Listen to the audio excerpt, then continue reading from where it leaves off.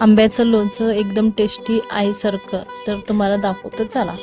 इथं मी आता 1 किलो आंबा घेतलेला आहे, स्वच्छ धुवून पुसून ठेवलेला आहे. तर आपण याला बारीक करून घेऊया व्यवस्थित चांगलं.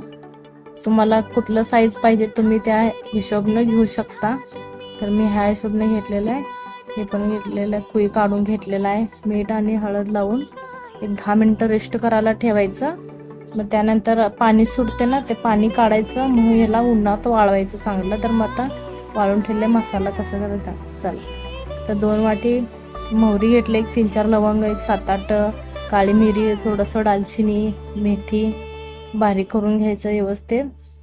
मग आता तेल जरा तापलेलं होतं, आता जरा गार झाले.